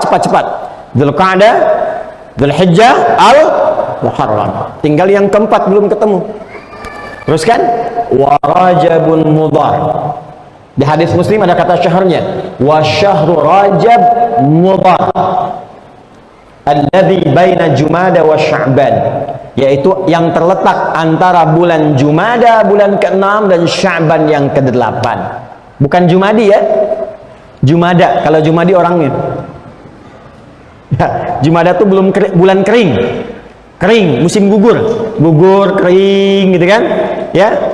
Dedaunan jatuh ya setelah bulan Rabi sebelumnya. Gugur kering karena mau panas, disebut Jumada. Ya. Saya nggak bahas Jumadi dulu karena mungkin ada banyak yang namanya Jumadi juga ya, tapi bukan Jumadi Arab. Pindah antara Jumada dengan Sya'ban, 6 dan 8 ada yang ke-7, namanya apa? Rajab. Rajab. Bulan keberapa? Bulan ke-7. Bapak Ibu, sekarang persis malam ini kita masuk 1 Rajab 1444 Hijrah. Jadi malam ini adalah malam yang dimaksudkan oleh Al-Quran, bulan-bulan terhormat. Malam ini adalah malam yang dimaksudkan oleh Nabi SAW dengan tafsir dan penjelasan beliau sebagai waktu yang sangat terhormat, masuk bulan Hurum. Dan saya merasa terhormat, berbahagia karena mengawali taklim di bulan terhormat ini berada di kota Bengkulu ini, di masjid yang kita banggakan saat ini. Tapi kebanggaan itu menjadi tidak bernilai kalau kita tidak mengamalkan petunjuk Quran dan hadis Nabi. Yuk kita kembalikan. Rajab, bulan ke-7, masuk bulan Hurum. Hurum, bulan terhormat yang melatih kita supaya tampil lebih terhormat. Karena itulah selama sebulan ini, di bulan Rajab, ada latihan yang dipandu langsung oleh Nabi SAW, bagaimana melatih diri selama bulan Rajab sehingga kita tampil terhormat setelah itu. Apa di antara latihannya? 1, gak cepat saja, ini kurikulumnya insya Allah langsung kita praktekkan. Bapak Ibu sekalian, ambil ke kata hurumnya dulu. Hurum tadi seakar dengan kata apa? Haram. Dari kata haram muncul kata apa? Hurmah, hormat dalam bahasa kita.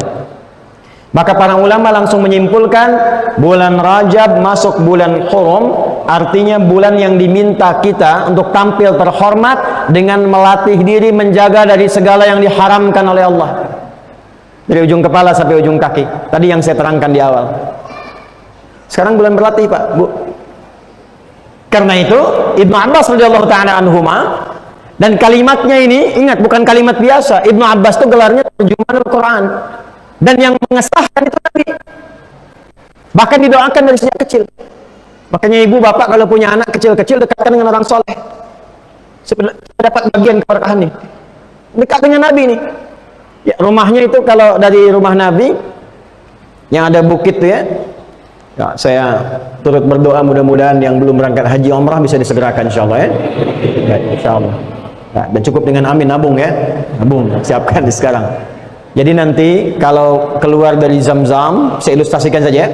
Keluar dari Zam-Zam, belok kanan, lewati satu toilet agak besar, belok ke kanan yang arah bukit yang atasnya ada istana.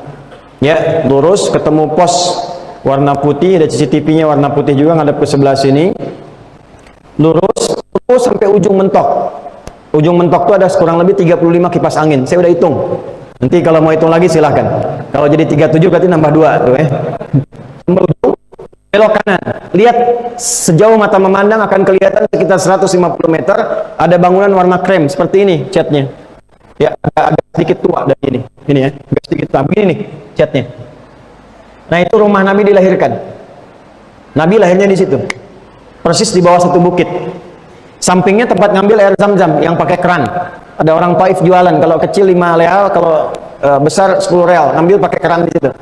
Ya, pakai jerigen maksudnya, pakai jerigen. Tadi garis lurus,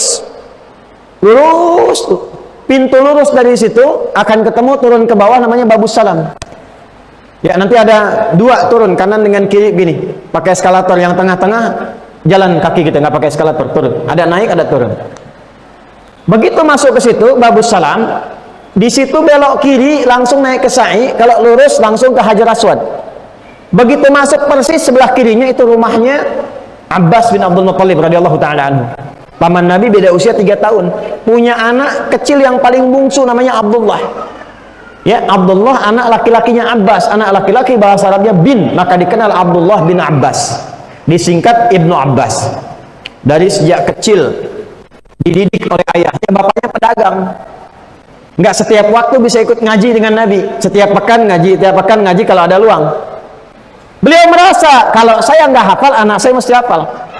Makanya sejak kecil anaknya disimpan di majlis Nabi. Cinta dengan Nabi, terbiasa mengikuti Nabi. Sampai didoakan oleh Nabi. Allahumma faqihhu fid din wa 'alimhu ta'wil. Ya Allah, kuatkan, ajarkan, pahamkan ia tentang semua urusan agamanya dan berikan ia kemampuan untuk takwil, memahami sesuatu dengan yang paling dalamnya.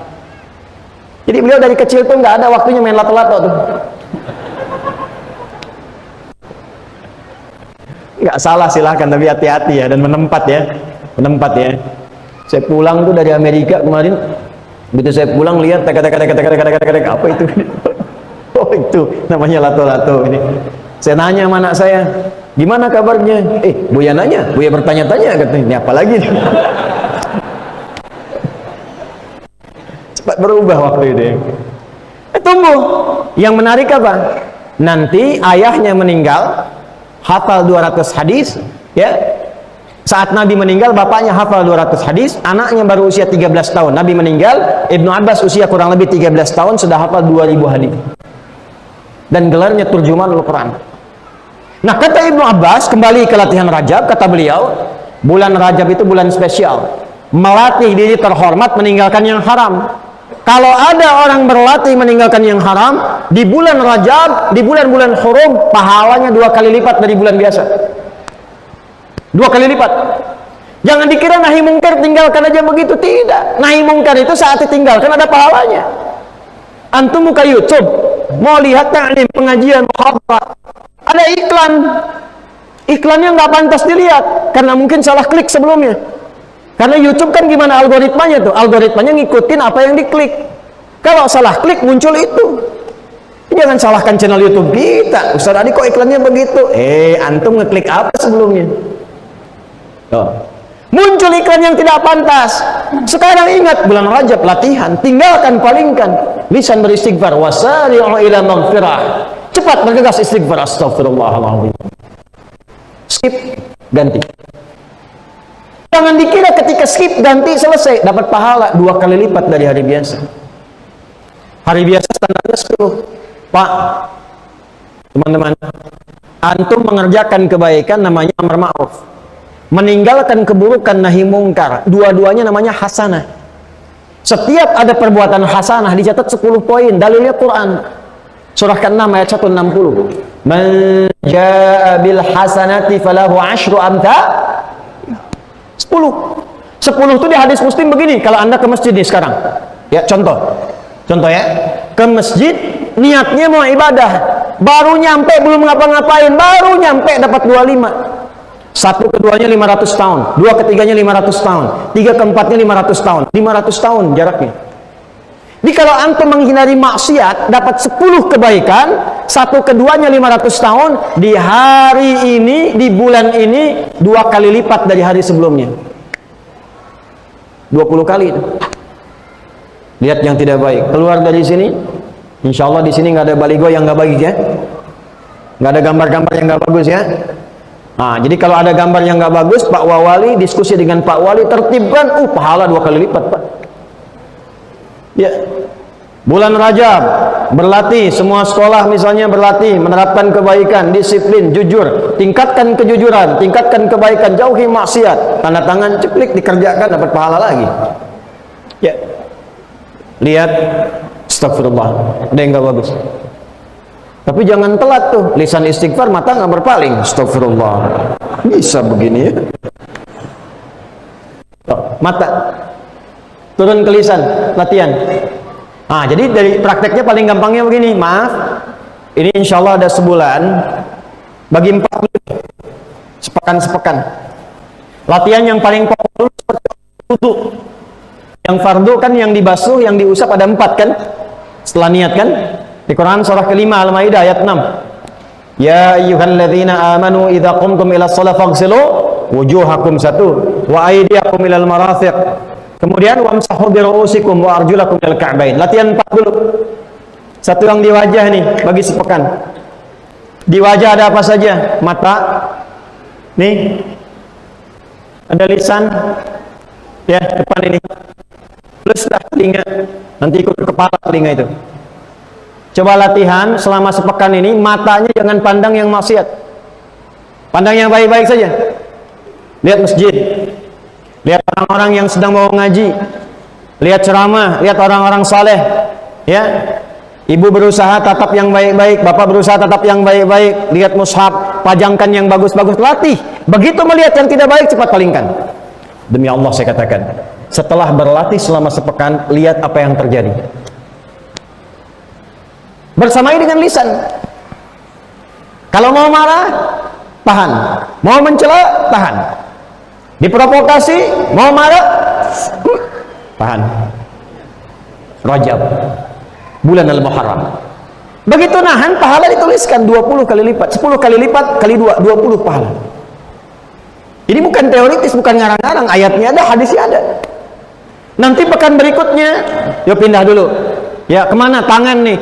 Makanya basuh wudhu itu, ya, yang paling utama ini dari depan sampai ke siku nih.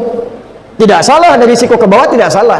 Tapi Quran mengatakan, wa aydiyakum ilal marafiq, tanganmu itu sampai ke siku, dari sini ke sini. Ila itu li nihayati syai', di ujung sesuatu. Saya berangkat dari Bengkulu ke Jakarta. Mulainya dari mana? Bengkulu. Berhentinya di mana? Jakarta. Itu ila namanya. Basuh tangan saat wudu dari tangan sampai siku, dari sini ke siku. Tidak salah kalau dari sini, silakan, nggak ada masalah. Yang penting terbasuh. Tapi kalau mau utama dari sini ke sini. Kenapa? Nanti ada hadis lain di hadis Muslim.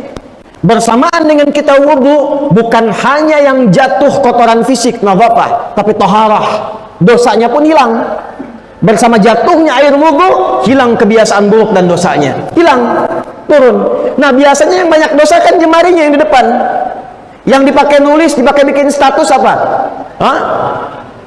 Tangan jari-jari ini atau siku? Ada orang nulis status di WhatsApp begini, kan pakai ini kan? Nah, ini berlatih nih, nulis yang baik, pegang-pegang yang baik, ya, buka mushaf, jadi saksi di akhirat. Bicara ini, al-yawma nakhtimu ala afwahim wa tukallimuna aydihim. Ini bicara ini.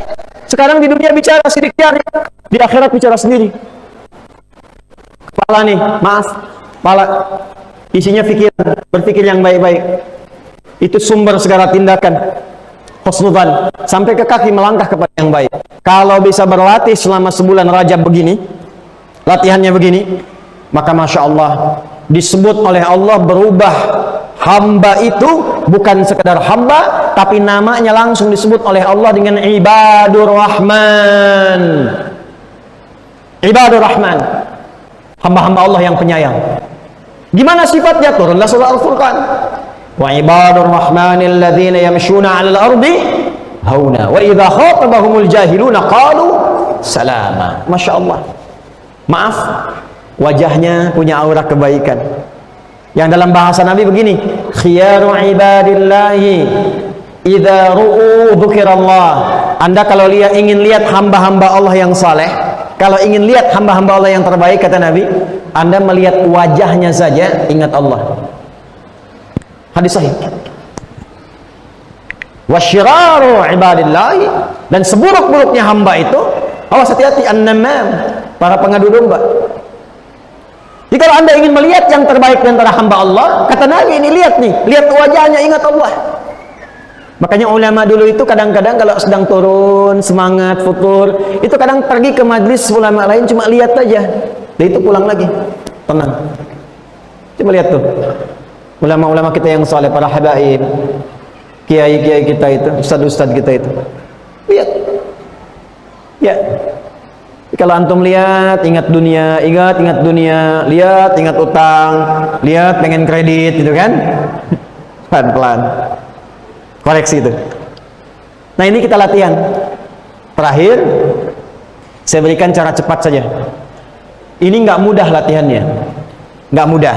Kalau ingin dimudahkan oleh Allah, ada satu amalan yang saat dikerjakan, amar ma'rufnya langsung terakumulasi dilakukan, nahi mungkarnya otomatis dicegah. Satu amal saja.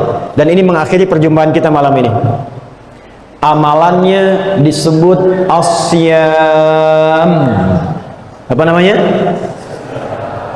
Bukan asyap, asyam. Asyam. Apa artinya siam?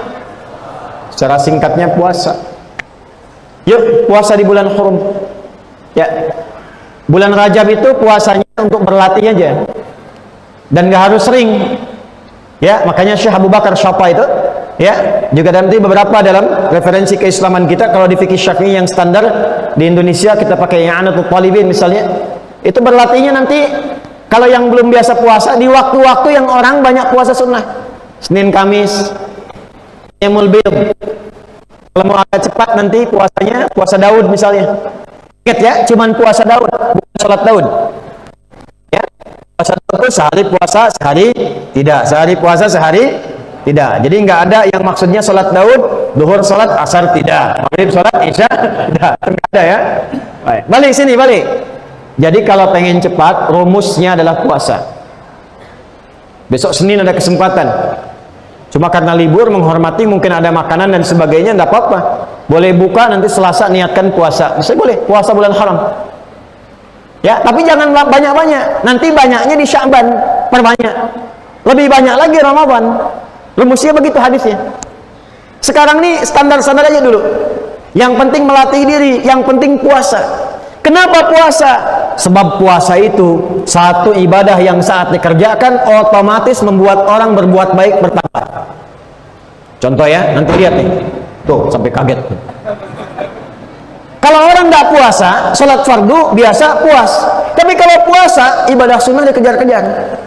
Saya tanya nih, tarawih itu fardu atau sunnah? Sunnah, memang sunnah. Tapi ibu sudah pasang sajadah dari maghrib. Kenapa? Bulannya karena puasa. Nggak puasa ada yang minta, belum tentu diberi. Puasa dicari-cari. Berapa yatimnya? Berapa miskinnya? Dicatat. Puasa. Dan puasa itu dahsyatnya bisa otomatis mencegah orang berbuat maksiat. Minimal karena latihan, takut batal puasanya.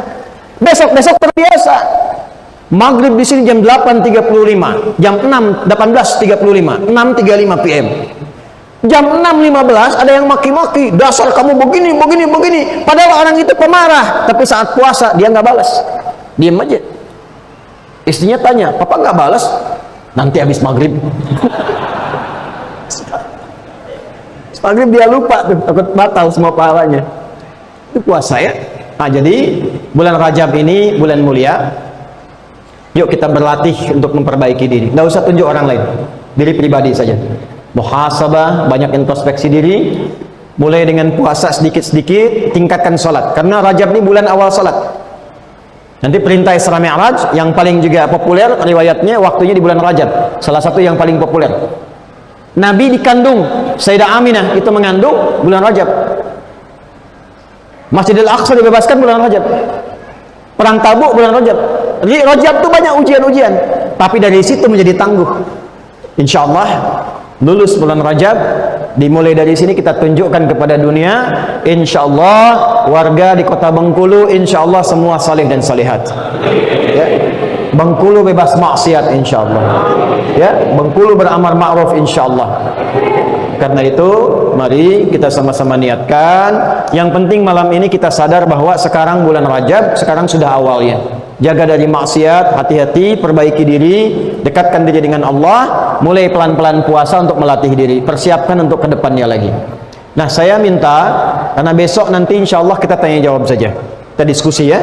Saya ada kesempatan sedikit lagi besok saja ba'da subuh, mungkin tak lama, karena saya pun kalau terbang ke Jakarta ya, langsung di bandara melepas lagi untuk berangkat ke Malaysia, ke Istanbul, untuk sisa-sisa ke Tripoli. Jadi kami sedang siapkan program beasiswa, insya Allah berangkat 36 orang untuk belajar sampai S3 calon ulama. Nah, saya minta Pak Wali ini sama Pak Wali tolong duduk diskusi.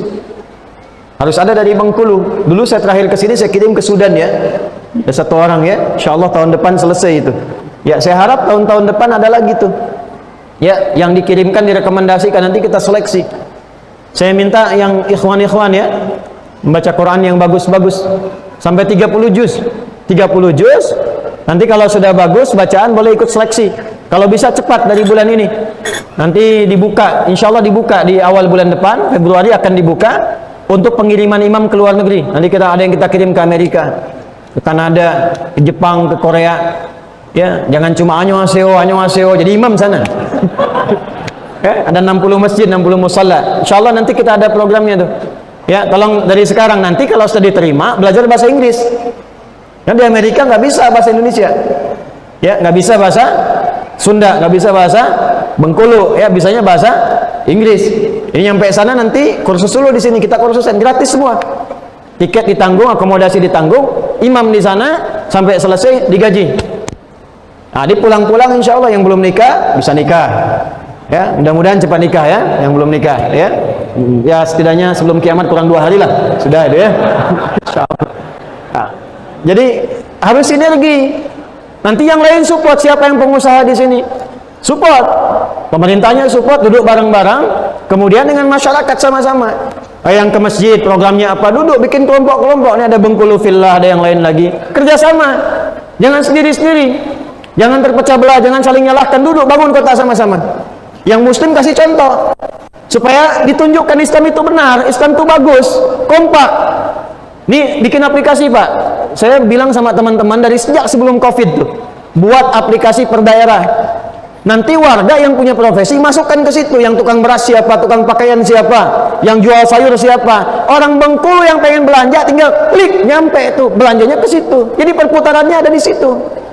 Yang nggak ada di sini baru keluar.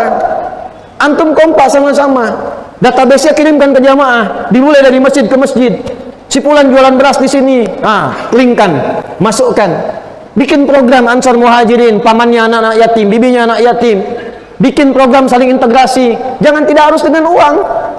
Saya ke New Zealand, when I was in New Zealand, there are so many several of donation. Itu banyak beberapa donasi. Ada food donation, not only money. Bukan cuma uang, ada yang beras, ada yang kentang, ada yang macam-macam. Disilahkan yang punya kebun kentang taruh samping masjid, yang punya beras lebih taruh, nanti didistribusikan. Siapa yang butuh beras, siapa yang butuh kentang. Sekarang masa digital, bikin web Pak, taruh siapa yang mau jadi orang tua asuhnya si fulan. Si fulan butuh rice cooker, siapa yang mau bantu rice cooker, kirim rice cooker, nggak harus uang. Kalau bisa begitu, terasa kenikmatan bermasyarakat itu. Dan lebih terasa lagi berislam yang sesungguhnya. Jadi Islamnya bukan hanya tertulis di Quran dengan yang kita baca, bukan hanya di hadis yang kita kaji. Islam dipraktekkan dalam kehidupan, baru terasa nikmatnya. Kita butuh praktek keislaman, butuh beramal sesuai Al-Quran dan Sunnah. Itulah Quran dan Sunnah yang seindahnya. Siap ya? InsyaAllah ya. Kita akhiri dengan sama-sama berdoa. Mudah-mudahan doa kita diterima oleh Allah Subhanahu wa taala. Ya, dan pulang cepat-cepat istirahat supaya subuh nanti bisa jamaah lagi. Kalau ada pertanyaan, tuliskan dari sekarang, besok titipkan ke panitia, simpan di depan, nanti kita baca supaya cepat waktunya. Karena kami cuma jeda sebentar langsung bersiap untuk terbang kembali. Ya. Alhamdulillahi Rabbil Alamin. Nahmaduka ya Allah tamamal hamdi kama 'allamtana an nahmadak wa nashkuruka tamama syukri kama 'allamtana an nashkuraka antal muqaddim wa antal muakhir biyadikal khair innaka 'ala kulli syai'in qadir. Allahumma salli wa nusallimu 'ala habibikal karim rasulikal mustafa al amin sayyidina Muhammadin wa 'ala alihi wa sahbihi ajma'in. Rabbana la tada' lana fi maqamina hadha fi kulli maqamin dhanban illa ghafartah. Ya Allah, bila ada pendosa hadir dalam tajlis ta'lim malam hari ini ataupun tersambung dengan kami di saluran kami saat ini, maka mohon jangan biarkan ia berpisah dengan kami sebelum Engkau ampuni seluruh dosa-dosanya. Wala hamman illa farajtah, jika ada di antara kami saat ini yang tengah merasakan kegelisahan, jangan biarkan ia pulang kecuali Engkau telah tenangkan keadaan hatinya. Allahumma wala asiran illa yassartah. Ya Allah, Engkau maha mengetahui bahwa setiap kami boleh jadi sedang mengalami kesulitan. Ada yang sulit di rumah tangganya, pekerjaannya, kehidupan sosialnya. Dengan keikhlasannya untuk belajar malam hari ini, ya Allah, mohon jadikan wasilah untuk menghilangkan segala kesulitannya. Allahumma ya Allah, wala hajatan min hawaijid dunya wal akhirati fiha laka ridhan wa fiha lana salah illa qadaitaha ya arhamar rahimin. Ya Allah, kami mohon jika pun ada hajat yang tersembunyi, yang termohonkan dalam hati yang bening dari setiap hamba-Mu malam hari ini, maka mohon kabulkan selama itu baik untuk dunia dan akhiratnya. Allahumma ya Allah, tubna ilaika fi hadhihi lailati taubatan nasuha. Ya Allah, lembutkan hati kami di malam hari ini agar kami mampu bertobat kepadamu dengan taubat nasuha. Tawaffana muslimin waj'al baqiyata hayatina hayatan thayyibah waj'al akhir hayatina husnal khatimah. Ya Allah, malam hari ini kami bermohon, bila pun esok ada sisa kehidupan bagi kami, mohon jadikan bangun kami untuk beraktivitas sebagai hari terbaik di antara sekian hari yang kami telah lalui. Namun bila malam ini menjadi akhir kehidupan kami, maka mohon jadikan malam ini husnul khatimah bagi akhir wafatnya kami. Khafif lisanana lil kula kalimat at-tauhid la ilaha illallah Muhammad Rasulullah. Ya Allah, mohon dalam sakaratul maut kami ringankan lisan kami untuk berucap la ilaha illallah Muhammad Rasulullah. Wa ajib kalimatana biqaulika ya ayyatuhan nafsul mutmainnah irji'i ila rabbiki radiyatan maradiyah fadkhuli fi ibadi wadkhuli jannati. Dan mohon ya Allah, jawab kalimat kami pada saat itu dengan panggilan-Mu yang indah, hei jiwa-jiwa yang tenang, cepat pulang kepadaku. Aku rida dengan amalmu, engkau pun akan rida dengan pemberianku. Kau bagian dari hambaku, nikmati surga yang telah aku siapkan untukmu. Allahumma ishtaqna bi Rasulillah sallallahu alaihi wasallam. Ya Allah, kami merindukan perjumpaan dengan Rasulullah sallallahu alaihi wasallam. Warzuqna al-fursata nakuna ma'ahu yaumal qiyamati ya arhamar rahimin. Kami mohon ya Allah, sekalipun di surga yang paling sederhana, surga yang paling biasa, jangan hilangkan kesempatan kami untuk bersua dengan Rasulullah sallallahu alaihi wasallam.